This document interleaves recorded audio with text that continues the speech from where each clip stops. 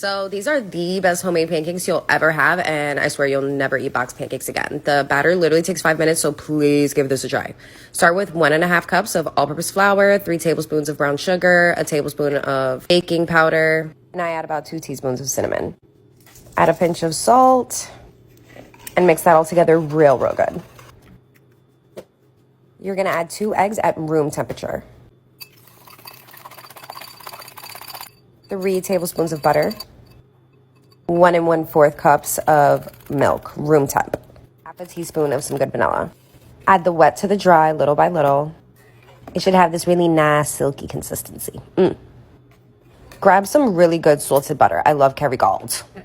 Throw a little in the pan on medium heat. Wait for the butter to bubble.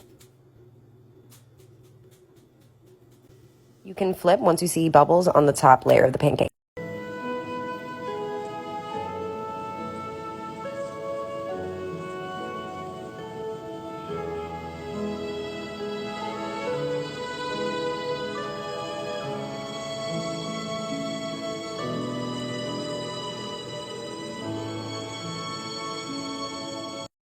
So, the first 12 emojis in your history will tell you how 2020... I am not getting heartbroken by Ed Sheeran.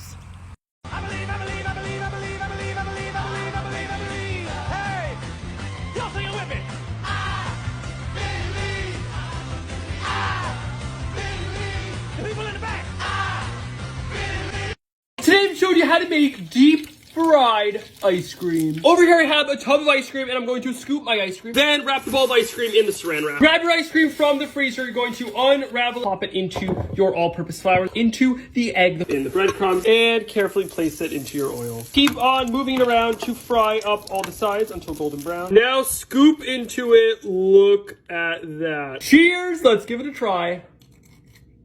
That is incredible. Today we're making homemade chicharrones.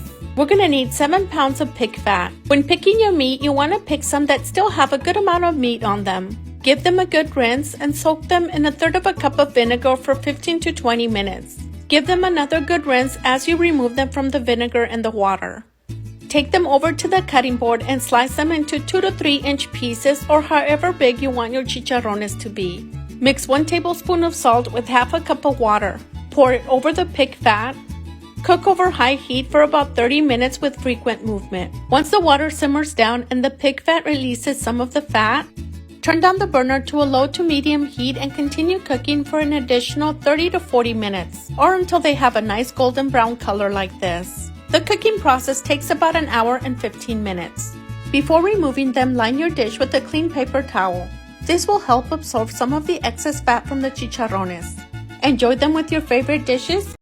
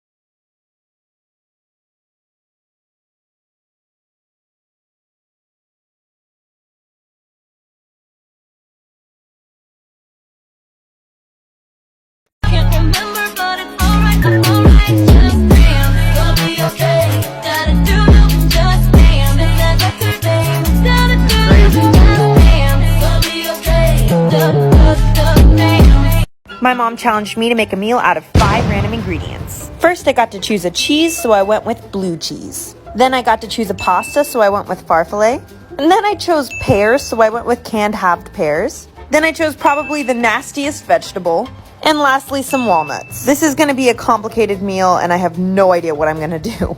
I started by melting a 1/4 cup of blue cheese and cutting my cabbage into 1/2-inch strips. Then I got about 2 pears out and I sliced them into slithers. This was a fun process, and this wasn't. I don't know why, but I decided to char my cabbage, which delivered quite a delightful aroma. Then I added in my pear slithers and some walnuts and some leftover pasta water. And I left it to simmer so that it would hopefully caramelize. I added in my pasta and the melted cheese and a little bit of pear juice.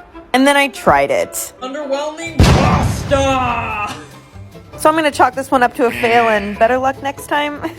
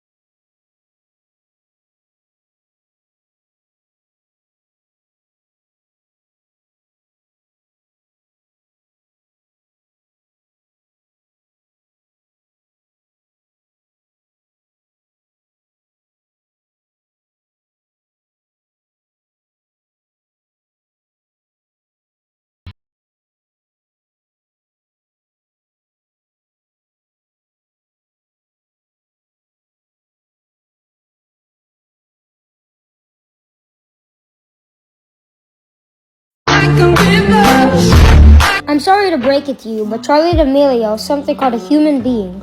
Without God, humans wouldn't even be a thing. I mean, so you're telling me the girl who does dances is better than the person who created this whole world? Well, all I want you to do is use your brain for a little bit, because without God, Charlie D'Amelio wouldn't even be a thing. Have a good day.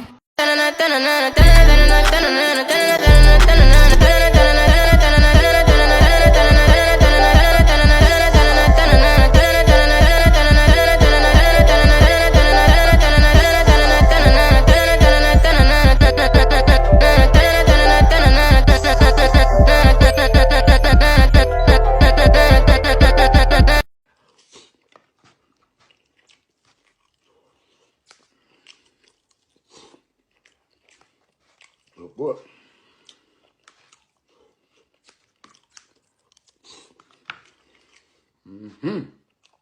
Here's how you eat spaghetti. Cut it.